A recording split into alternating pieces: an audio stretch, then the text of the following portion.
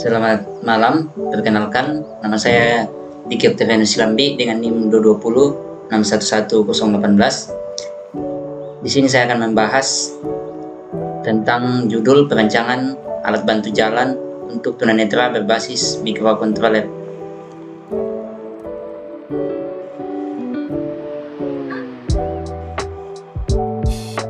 Di sini ada 3 bab, yaitu bab 1 pendahuluan, bab 2 tinjauan pustaka, bab 3 metodologi penelitian. Bab pertama yaitu latar belakang. Dalam aktivitas sehari-hari, kegiatan yang dapat dilakukan tunanetra sangat terbatas dikarenakan faktor kondisi mereka. Dengan adanya microcontroller, kita dapat menciptakan inovasi sederhana yang dapat membantu tunanetra dalam kehidupan sehari-hari. Kemudian untuk pemesan masalah, berdasarkan uraian pada latar belakang yang telah dibuat, maka yang menjadi suatu permasalahan adalah bagaimana merancang sebuah alat bantu jalan yang dapat membantu tunanetra untuk berjalan dengan aman dan nyaman menggunakan microcontroller. Batasan masalah. Batasan masalah yang pertama yaitu masalah ini akan difokuskan pada perancangan alat bantu jalan khususnya dan tidak akan membahas tentang alat bantu dengar atau alat bantu penglihatan. Batasan masalah yang kedua, masalah ini membatasi perancangan alat bantu jalan pada lingkungan penggunaan bersifat umum seperti dalam ruangan atau di luar ruangan, pada permukaan yang rata atau tidak rata, dan pada kondisi cahaya yang berbeda. Tujuan penelitian. Adapun tujuan penelitian yaitu merancang sebuah alat bantu jalan yang dapat membantu tunanetra untuk berjalan dengan aman dan nyaman menggunakan microcontroller. Manfaat penelitian. Adapun manfaat penelitian yaitu alat bantu jalan ini dapat membantu tunanetra untuk lebih mandiri dalam bergerak dan melakukan aktivitas sehari-hari dengan menggunakan alat microcontroller. Penelitian terkait. Di sini ada 3 penelitian terkait. Yang pertama dari Asri Mulyani dengan judul Perancangan Sensor Jarak Aman Kendaraan Bermotor Menggunakan Microcontroller Arduino Uno R3. Kemudian penelitian terkait kedua ada dari Vicky Alfian Fergiawan, Septi Adriana, Ucup Darussalam dengan judul Alat Pemandu Jalan untuk Penyandang Tunanetra Menggunakan Sensor Ultrasonik Berbasis Arduino. Penelitian terkait ketiga yaitu dari Asep Kurniawan dengan judul Alat Bantu Jalan Sensorik bagi Tunanetra. Kemudian landasan teori, di sini ada 3. Yang pertama, perancangan. Perancangan adalah suatu proses atau kegiatan untuk merencanakan, merancang dan menentukan langkah-langkah atau tindakan yang akan dilakukan dalam mencapai tujuan atau menciptakan suatu sistem yang diinginkan. Kemudian alat bantu. Alat bantu adalah perangkat yang dirancang untuk membantu seseorang dalam bergerak atau berjalan dengan lebih mudah dan aman. Kemudian untuk tunanetra, secara etimologis kata tuna berarti luka atau rusak, kurang atau tiada memiliki, netra berarti mata atau penglihatan. Jadi tunanetra berarti kondisi luka atau rusaknya mata sehingga mengakibatkan kurangnya kemampuan penglihatan. Selanjutnya kerangka pikir. Di sini ada kerangka pikir yaitu alurnya mulai dari masalah, kemudian solusi, kemudian pengembangan sistem, perancangan sistem, implementasi, pengujian sistem dan hasil. Nah, di sini dijelaskan satu-satu tentang kerangka pikir. Yang pertama yaitu waktu dan tempat penelitian.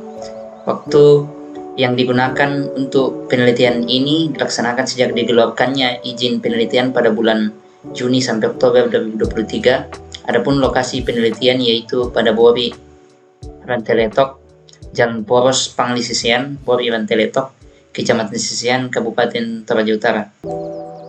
Bahan dan alat. Yang pertama, bahan terdiri atas microcontroller atau Arduino, sensor jarak atau sensor ultrasonik, motor DC, baterai, buzzer atau speaker, tombol saklar, koneksi Bluetooth atau Wi-Fi, kabel jumper, breadboard, sensor infrared, DF player mini, tongkat bantu jalan.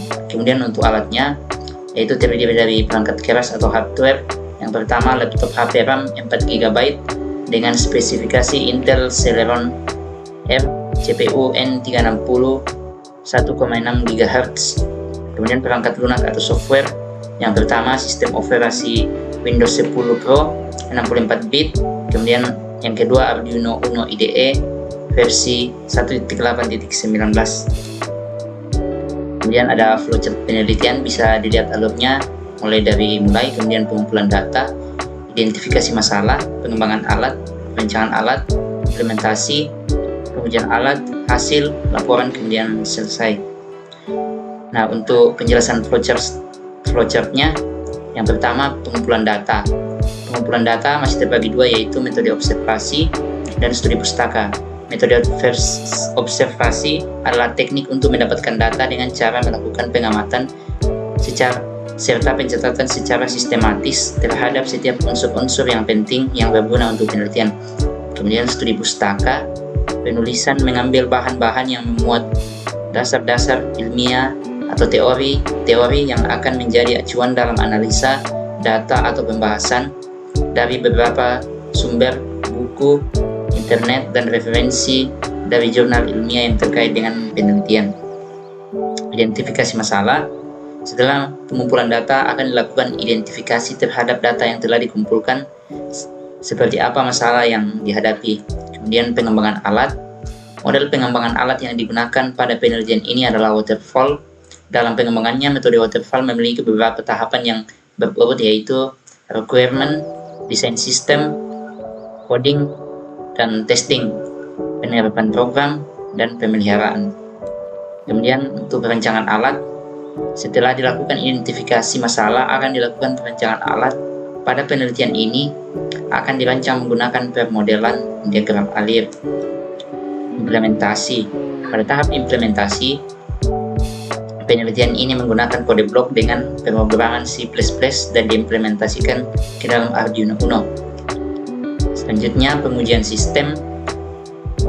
Kemudian akan dilanjutkan pengujian pada alat dengan menggunakan Arduino IDE dan alat dijalankan secara langsung. Evaluasi hasil akan dilakukan secara langsung dalam memantau alat berjalan sesuai keinginan atau tidak. Laporan. Setelah semua tahap pada penelitian telah dilakukan, selanjutnya akan dilakukan penulisan laporan. Kemudian jadwal penelitian. Adapun jadwal penelitian sebagai berikut. Pengujian judul itu dilakukan pada bulan Desember, minggu pertama dan minggu kedua. Penyusunan proposal dilakukan pada bulan Desember sampai Januari. Konsultasi proposal pada bulan Januari sampai Februari. Pengumpulan seminar proposal di bulan Februari.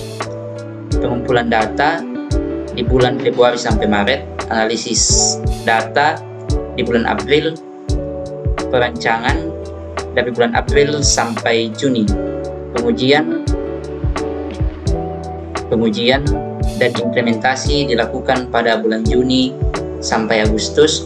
Pembuatan laporan dari bulan Juni sampai Agustus. Mungkin itu saja dari saya. Jika ada kata yang kurang berkenan, mohon dimaafkan. Sekian dan terima kasih. Yeah.